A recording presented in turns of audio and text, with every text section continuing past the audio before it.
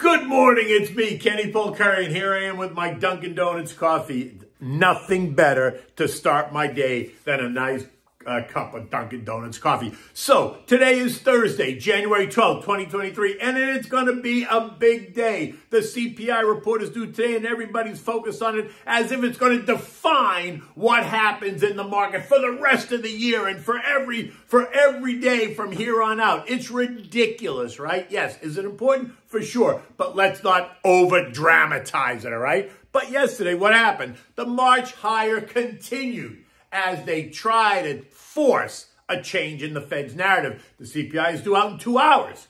The question is, will it surprise the algos, right? Is it going to be an upside surprise or a downside surprise? The 2022 underperformers are the 2023 outperformers, and that should be clear. Oil up, gold up, copper up. Treasuries remain inverted, so no change there. And what do we have for dinner tonight? We're going to have the Italian-style sweet and sour chicken. Okay, so look, like I said, the March higher continued yesterday as the bulls are just banging down the door on Wednesday as the algos are making a bet that today's CPI data is going to be weaker, which would be better than the expectations, and that's going to force the Fed to go into neutral mode after the February meeting. Something I do not believe at all. I am not convinced that the Fed is going to change the narrative at this point, even if the data is a little bit better. I think they have all the information they need. They've been very, very clear about policy, and unless the CPI falls off a cliff, which I don't see happening, I'm in the camp that they're going to stick to the plan and the narrative, which I now believe is 3 25 basis point hikes that takes us to the May meeting. So it'll be February, March, and May. Then a pause, if there is one, will happen in May. Look, yeah, we're trending lower. That's great. But my sense is that the 3% that we've taken out of the CPI number from 9% to 6% was the fluff, right? The next 4% to get us down to 2% is the dirty part. That's going to be the tough part. That is why I'm not convinced that anyone is changing the narrative just yet. Now, that doesn't mean that the naysayers are going to stop trying to get the Fed to pivot. They're not. But if JJ does what he says he's prepared to do, then my gut says brace yourself. In fact, while he was in Sweden on Monday, remember, he told the conference that stabilizing prices requires tough decisions that can be politically unpopular. My only complaint with that is, why wasn't he as definitive in April of 2021 when the CPI shot up and through his 2% target? Why was he in the committee so cavalier about inflation then? Why did they keep telling everyone, oh, don't worry, it's transitory, we got this, no problem, nothing to worry about, when it clearly was not? There are so many questions and not nearly enough answers. But in any event, by the time the closing bell rang yesterday, the Dow added another 270 points or 0.8. The S&P gained 44 points or 1.1%. The Nasdaq advanced by nearly 200 points or 1.7%. The Russell added 21 points or 1.2%, while the transports raced ahead, adding 250 points or 1.8%. Every sector of the S&P was in the green. The 2022 underperformers are seeing the most action. That should not be difficult to understand, right? As investors go looking for bargains. Communications, which are clobbered in 22, rose by 0.7 yesterday, and is now the year's top performer, up 7.5% year to date. Consumer discretionary, XLY, another underperformer, rose by 2.7%, taking that group up 7% year to date. Real estate, basic materials, also higher by 6.7% respectively. Financials, the XLF, up 4.6% year to date. Tech, XLK, up 3.8% year to date. When you move to other sectors, you see the pattern continue. The worst performers in 22 are this year's best. Acknowledging that we're only in the second week of January, but the point is that investors will go looking for beaten up names that will bounce significantly if they believe that the worst is behind us and that they can scoop up quality names that were arbitrarily dislocated as angst took over the investing psyche, right? Housing, the club is up 9% year to date. Retail up 8%, semis up 8.5%, artificial intelligence up 7.25%. The airlines, oh boy, they're up 12%. Disruptive tech That's up 11%. Gold is up 15% off the November lows, and the gold stocks that I have been referring to are all outperforming. Newmont Mining up 11%. Barrick Gold up 11%. Coal stocks continue to move ahead, and copper, which is up 12% since January 1st, has copper stocks running away as well. FCX up a whopping 19%. Which only makes me remind you that there is opportunity in the markets if you look in the right places. Now, some of last year's better performers are the underperformers so far this year, right? Energy, which was up 55% in 22, is only up 0.7% this year. Consumer staples, XLY, they were off 3%, which was a win in 22, considering what the broader market did, is only up 0.6 so far this year. Healthcare, XLV, which was down 4% in 22, again a win, is off another 0.4% so far in 23. And utilities, which were flat last year, are up 2.2%. Aerospace and defense, which was up 8% last year, is ahead by 0.8 this year. And the contra trades, the ones that got you short the indexes, they had a good 2022, and they are all lower this year. The DOG is down 2.5%, the SH is down 3.3%, and the PSQ is down 4%. So let's unpack it. The CPI is out at 8:30 this morning, and they tweaked it a little bit yesterday, so here's the deal. The CPI month over month is expected to be down 0.1%. Yesterday it was flat. Ex-food and energy, which you call core, is expected to be up 0.3. CPI year over year expected to be plus 6.5%. Ex-food and energy of 5.7%. Now, these are good numbers because they continue to trend lower. But like I said before, we're getting into the meat and potatoes. This is where the rubber hits the road. So what happens if the CPI read year over year is less than the expected 6.5%? The market rallies. And if it comes in at less than 6.3, it rallies even harder. The algos will go bonkers. So it wouldn't be surprised to see a knee-jerk reaction of, up 3+%. Now, if it comes in at 6.5%, right on target, I think the market just churns. I don't think anything dramatic happens in either direction. But if it comes in stronger, a number that is greater than 6.5, then the market sells off. And if it comes in at 6.7% or stronger, then you see the opposite reaction on the downside. It's going to sell off harder. And I wouldn't be surprised if you saw the market retreat by 3% or so. So sit tight, because even if they tell us that it's coming in, that it's weakening, you have to look at what is coming in. Used cars, that's great. Can you live in a used car? Can you eat a used car? Rental rates, okay, that's good, but let's be honest. Rental rates are still out of control. $4,000 a month for a 600 square foot apartment in New York City that has one small closet? Or $8,000 for a 2-bedroom Battery Park City? Lucky if you have a kitchen with cabinets that actually hang on the wall. How about $1,600 a month for a studio in Chicago with half a closet? $3,000 for a 1-bedroom, 800 square foot apartment in Boston. $8,000 for a studio in Miami Beach. $5,000 for a studio in West LA. Yeah, rents are coming down. That's good. It's the stuff that you need every day that remains elevated. Have you been to the grocery store lately? Eggs, $6.99 a dozen. Land O'Lakes butter, right? 4 sticks a pound, $7. Milk, $4.39 for a quart, 2%. Fresh grated Parmigiana cheese, I mean, come on, are you kidding me? $11 for a small container. Okay, gas, that's come down, that's good.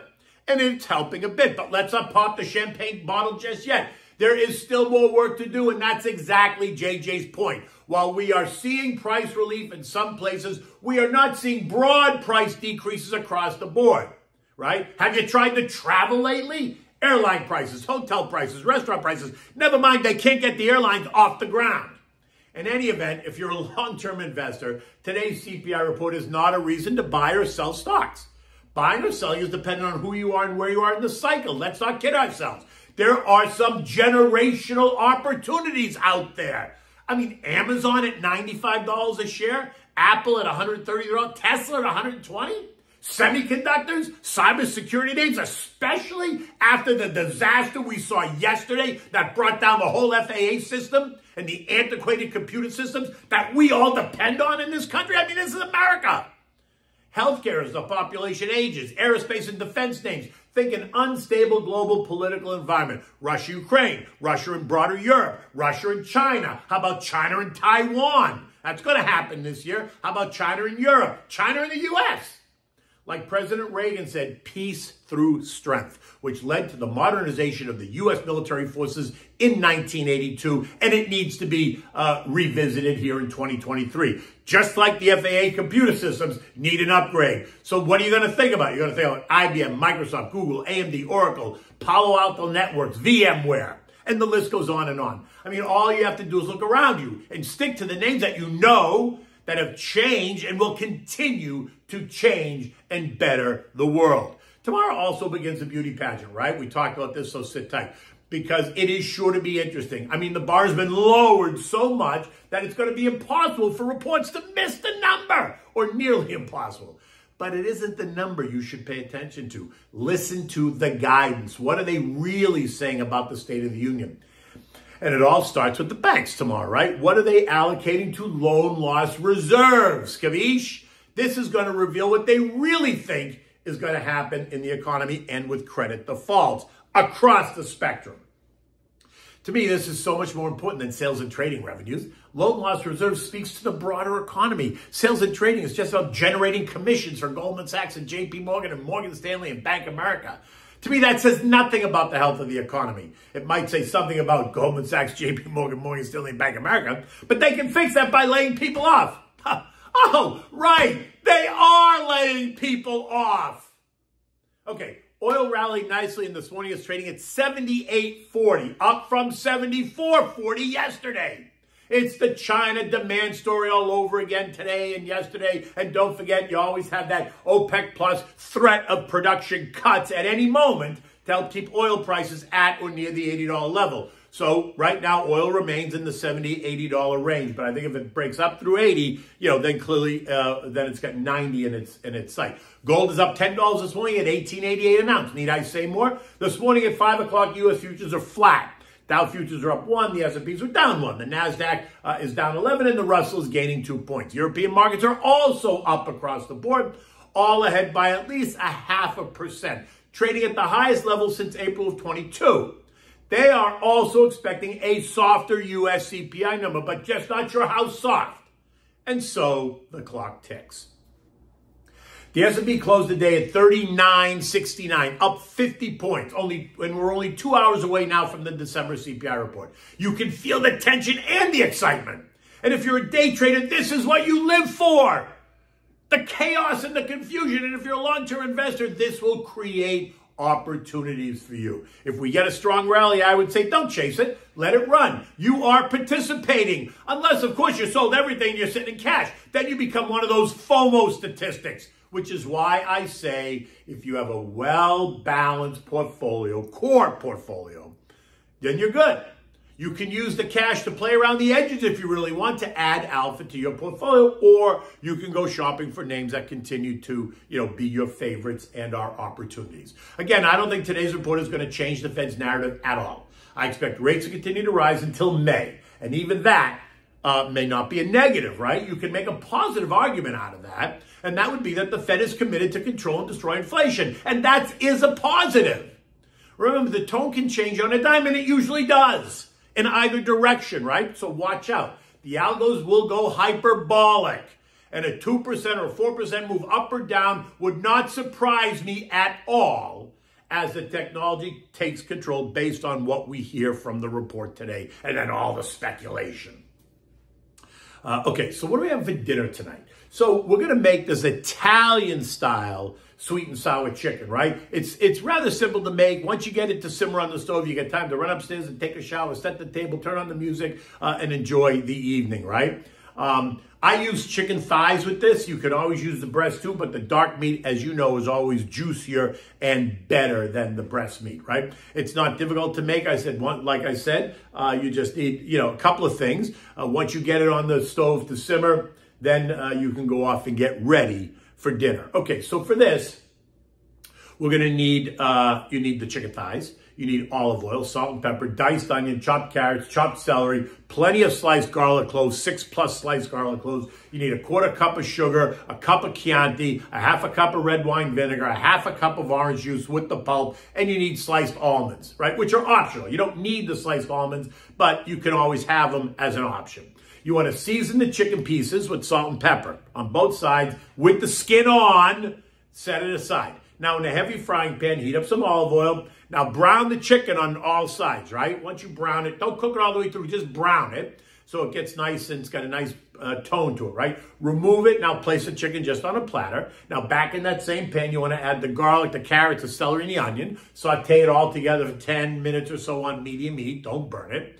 Now, you're going to add the sugar, the wine, the vinegar, the orange juice, and the almonds if you're using them. Bring it all to a boil. Right, stir it up, let it all mix together nice. Now add the chicken pieces back, skin side up. Place the lid off center a little bit. Turn the heat down to simmer, just so the steam can escape. Right, let that sit for about 30 minutes. So this is where you go and take a shower and get dressed and set your table and get ready. Right now, after about 35 minutes, come back, remove the chicken, put the chicken on the platter. Turn the heat up high and stir it until the sauce, thickens a little bit more. Not long. It might only take you 3 or 4 minutes max. You want to taste it. Taste the sauce. If it needs adjusting, salt and pepper, do that now. Then spoon the sauce over the chicken pieces and serve, right? Family style, you can do this. The dish works really well with a green veggie, something like French cut green beans or broccoli or broccolini. You also want to make a large mixed green salad with tomatoes, red onions, and cucumbers. Dress it simple, right? Either in a balsamic vinaigrette and an olive oil dressing or olive oil and lemon. You want to keep it simple because it's the chicken that carries this dish. In any event, the sun is just coming up here in South Florida. It's going to be another beautiful day. But like I said, the weather is cooling and we are going to have a cool weekend. But that'll change once Monday comes. In any event, today is about to get started. And until tomorrow, take good care.